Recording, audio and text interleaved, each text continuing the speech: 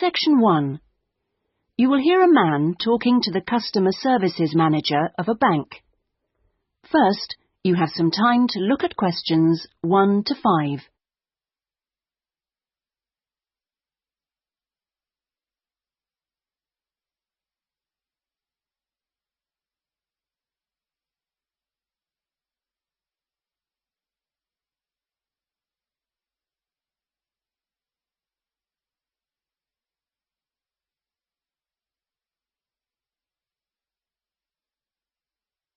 You will see that there is an example that has been done for you. On this occasion only, the conversation relating to this will be played first. Good morning. I'd like to open a bank account, please. Certainly. If you'd like to take a seat, I'll just get some details from you. It won't take long. Thanks. Is it a current account or a deposit account you wanted? A current account? The man wishes to apply for a current account, so current has been written in the space. Now we shall begin. You should answer the questions as you listen, because you will not hear the recording a second time. Listen carefully and answer questions 1 to 5. Good morning. I'd like to open a bank account, please. Certainly. If you'd like to take a seat, I'll just get some details from you. It won't take long. Thanks. Is it a current account or a deposit account you wanted? A current account? Right. I've got the application form here then. We have different types. I see you've got our leaflet there. I've decided on the one called Select. Right, that's fine. So, first of all, can I have your full name, please? Yes, it's Peter Hennis. That's Pieter. Is it Hennes? Only one N, actually. It's a less common spelling of the name. Oh, right. Okay. And what's your date of birth, please? The 27th of the 1st, 1973. Right. And will this be a joint account? No, just myself. Okay, fine. And where are you living, Mr. Hennes? 15 Riverside. Is that all one word? Yes. Exeter? Yes. How long have you been at your present address? Is it more than 2 years? Just 2 weeks, actually. I only arrived in the country a month ago. I'm from Holland. Oh, that's fine. But we normally ask for a previous address in that case. Oh, yes. Well, it's Rielsdorf 2. That's Rielsdorf 2, Utrecht. Holland. Okay, thank you. Do you have a daytime telephone number? Yes, I think the number at my office is 606-295. Just a minute, I'd better check. Oh, no, sorry, 616. I'm not used to it yet. Would you like my home number, too? Yes, please. It's 796431. Are they both local numbers? Yes. Before you hear the rest of the conversation, you have some time to look at questions 6 to 10.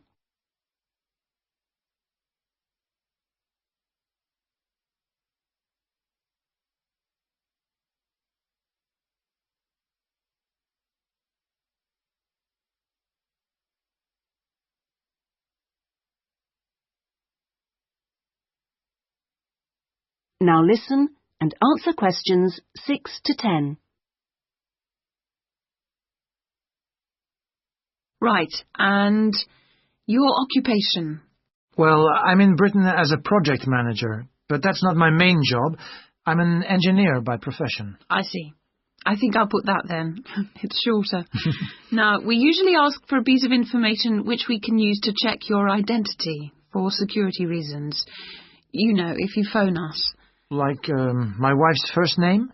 Mother's might be better. It's less likely to be known. Okay, hers is Siti. Siti? Yes, S-I-T-I. It's Indonesian. Fine. And how much would you like to open your account with? We usually ask for a minimum sum of £50. That's about €75. Well, I'm going to transfer 2,000 euros from my Dutch account, just till I get paid. In fact, I wanted to ask you about that. What's the best way to do it? It depends which bank you're with. It's the Fransen Bank in Utrecht. OK, fine. I'll check that in a minute. If we have links with them, we can do a direct transfer, but it's not a big problem either way. Let's see. How often would you like to receive statements? I haven't really thought. What's the usual thing? It's up to you. Some people like them weekly. Oh, no, that's too often. Can I have them sent once a month? Yes, that's fine. Is there anything else? I was thinking of registering for your internet service at some stage. Oh, yes. Would you like me to send you information about that? Please, yes. And would you like to receive information about the bank's other services? Insurance, loans, anything like that? I don't think so, thanks. That's okay then. And one last thing. If you agree... That is the end of section 1. You now have half a minute to check your answers.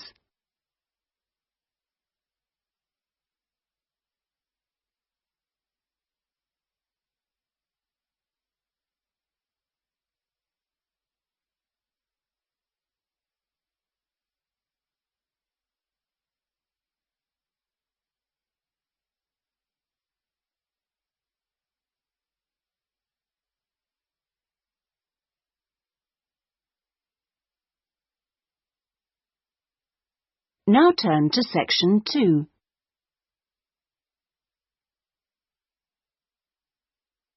Section 2. You will hear a guide giving visitors to a country house information about the house and gardens. First, you have some time to look at questions 11 to 13.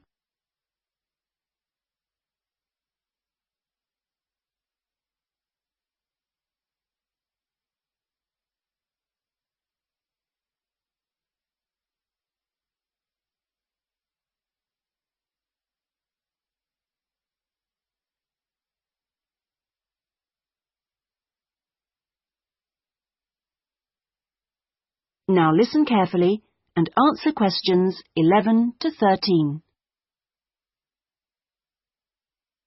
Welcome, everybody, to the lovely house and gardens of Rosewood, once the home of the famous writer Sebastian George.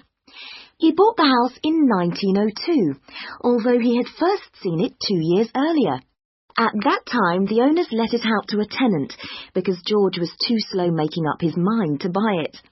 When it came back on the market, there was no hesitation, and he bought it immediately, for £9,300, even though the house had no bathroom, no running water upstairs, and no electricity. When he came here, he'd been married for 10 years. During that time, he'd become one of the most famous writers in the English-speaking world. His professional success was enormous, but his personal life wasn't as successful. He was no longer on speaking terms with his brother and had been devastated by the death at the age of 7 of his elder daughter, Josephine. Moving to Rosewood allowed the family to start a new life. George regarded Rosewood as a pure example of a traditional country house of this part of England and did some of his most successful writing here. The house and its grounds became the family haven and their escape to privacy and quiet. The walls and the mullioned windows were built of the local sandstone. The tiles on the roofs and the bricks of the chimney stack were baked from local clay, and the wooden structures inside came from oak trees which grow around here. Before you hear the rest of the talk, you have some time to look at questions 14 to 20.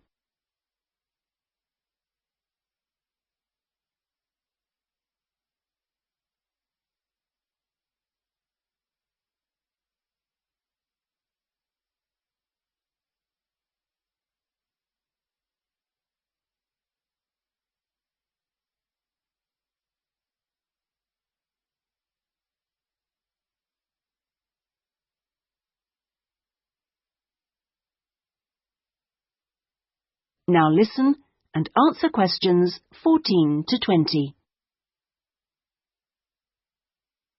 Now, please look at the map I've given you of the house and gardens. We're here at the information centre. Follow the path marked with the arrow, and the first area you come to is the orchard on your left.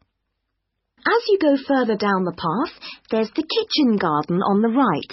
And as you go round the first sharp corner, you will find to your left an area where different types of pear tree have been planted, as well as some lovely flowers. And this is known as Pear Alley, designed by George himself. Next to this is the greenhouse, where some exotic plants and fruits are grown. Follow the path round the second corner, and on your right you will see the entrance to the mulberry garden, with its 500-year-old tree. Past the mulberry garden, follow the path until you reach the front of the house. I suggest you spend a good hour wandering around this lovely building. A guide takes visitor groups round every 2 hours. If you would like to purchase any of George's books or other souvenirs, then leave the house by the side entrance, where you will find our shop, which is situated between the house and the garage, which contains the magnificent old Rolls-Royce car, which used to belong to George. I expect by this time you may also be in need of a rest and some refreshment. Most visitors are, so why don't you visit the tea room on the far side of the garage? If you have time, there is a lovely walk down towards the River Dudwell. For me, this is the best part of the estate. This isn't on the map, but it is all clearly signposted. You cross the field, which spreads along the banks of the river. In spring, this area is well worth a visit. Spend a minute or two watching the water pass by underneath as you cross the footbridge, and then continue along the river walk through the woodland. On a hot summer's day, the trees along this path provide welcome shade. Eventually, you come to the watermill, which used to provide the electricity for the house. Only about 4 hours every evening in George's time. And finally, for those of you who would like to see stunning views of the surrounding countryside and who are a little bit more energetic, when you return from the mill, take the first turning on your left and climb up to the viewpoint. You won't regret it. Enjoy your visit. That is the end of section 2. You now have half a minute to check your answers.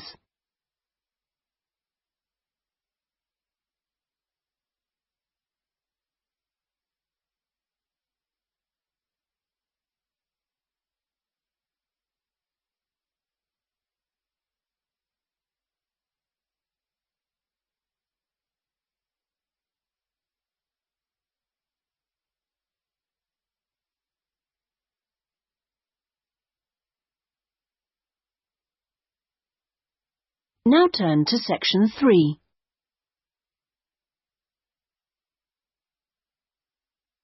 Section 3. You will hear 2 students, Jack and Lucy, discussing a marketing assignment they are working on together. First, you have some time to look at questions 21 to 24.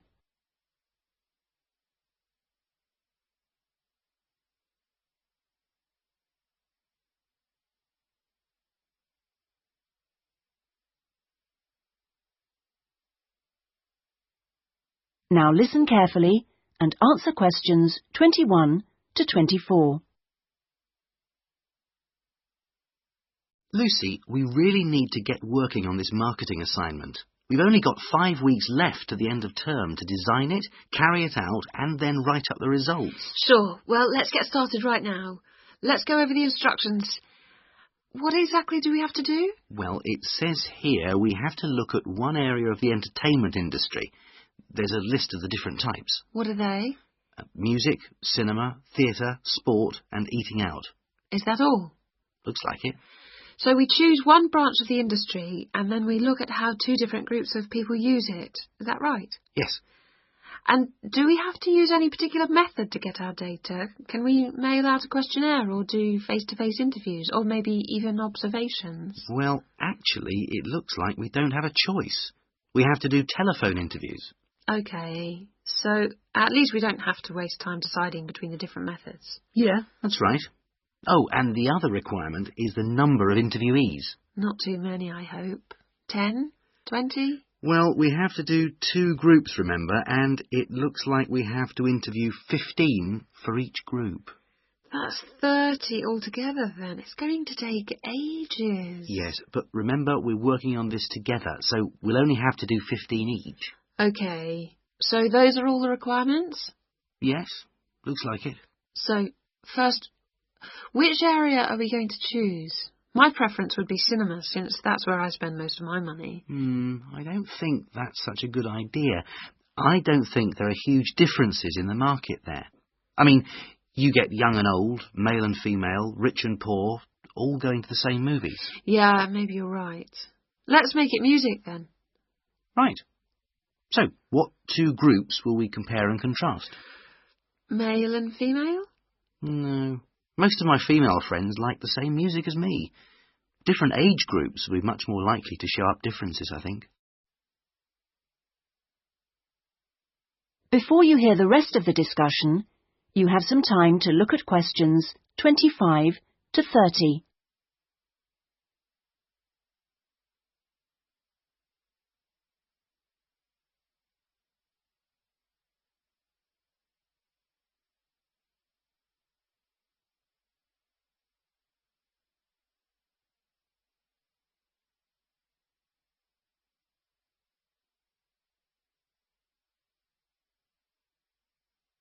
Now listen and answer questions 25 to 30.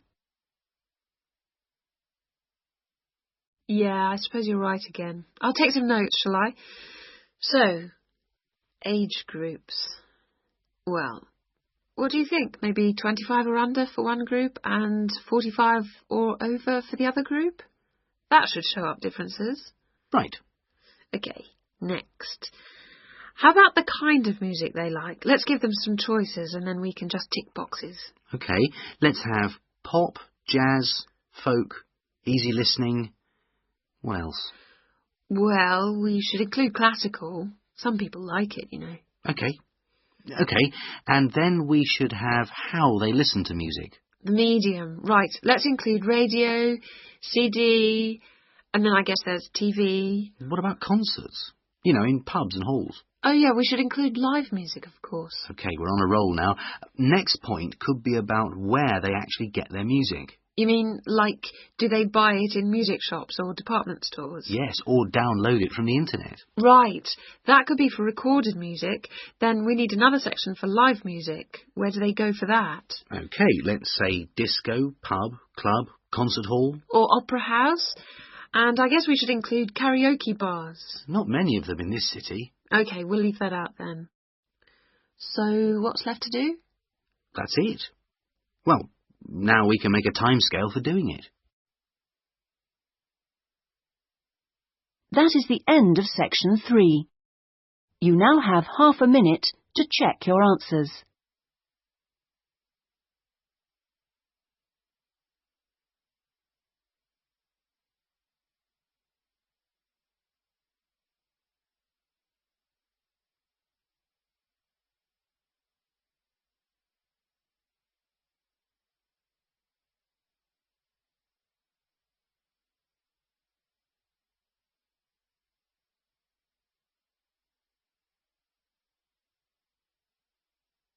Now turn to section 4.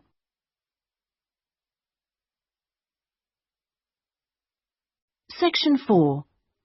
You will hear a lecturer talking about farming in ancient Ireland.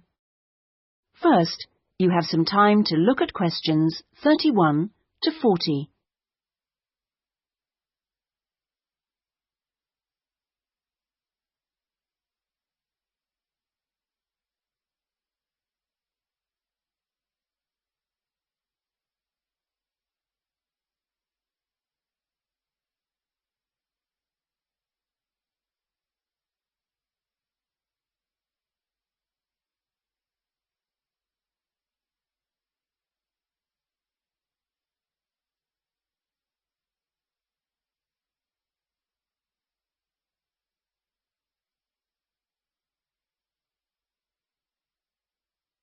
Now listen carefully and answer questions 31 to 40.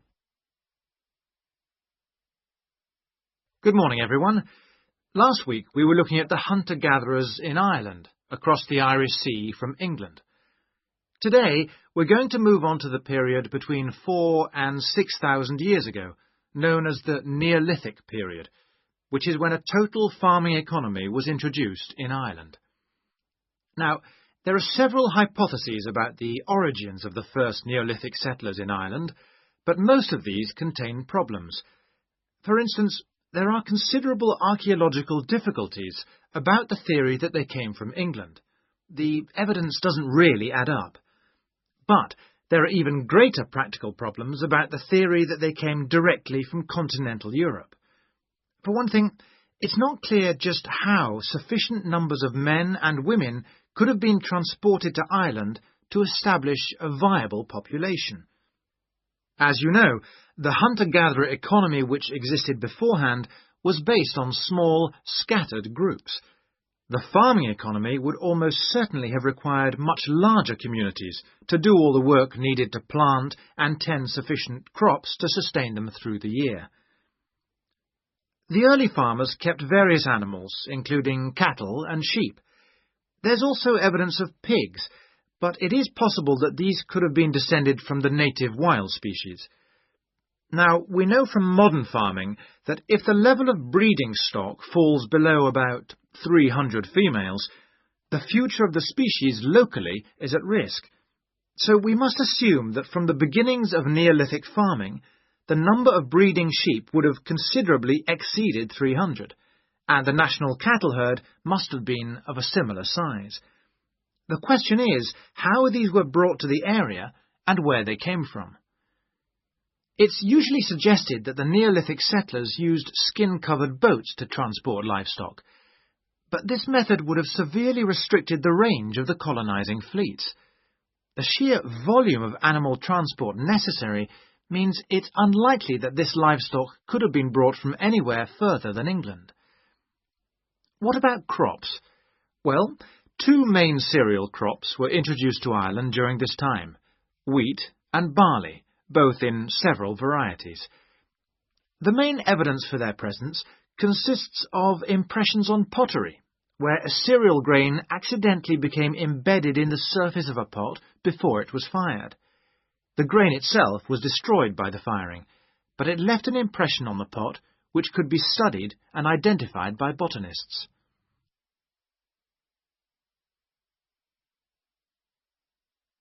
Let's turn our attention now to the farming technology available at that time.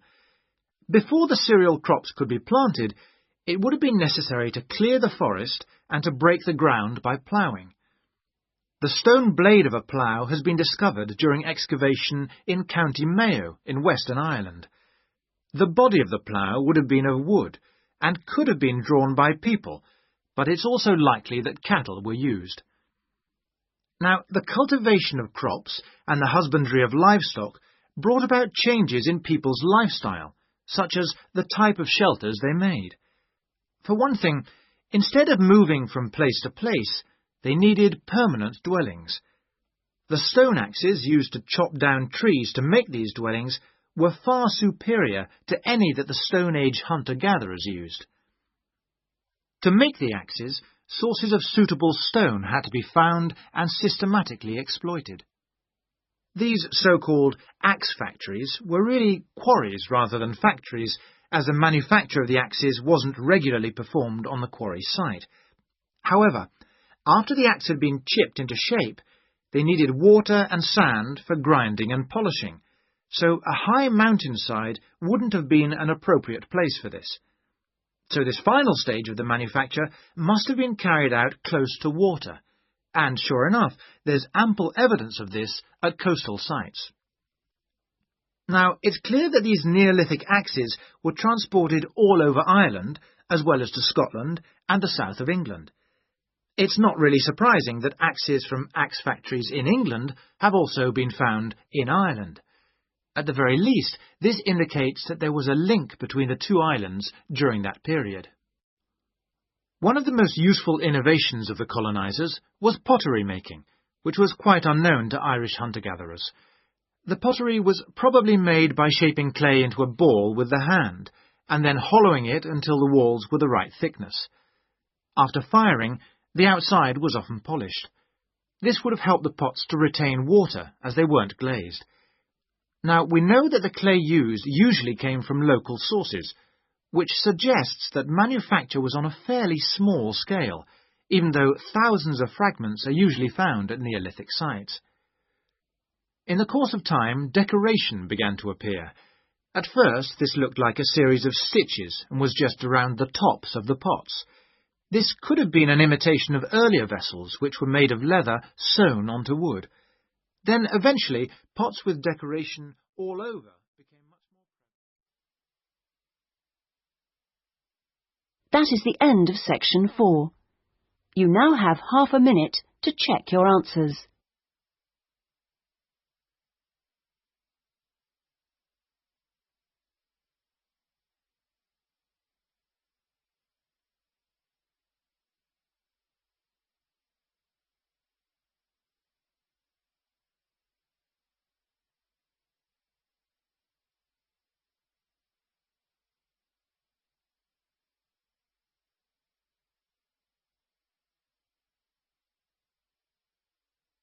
That is the end of the listening test.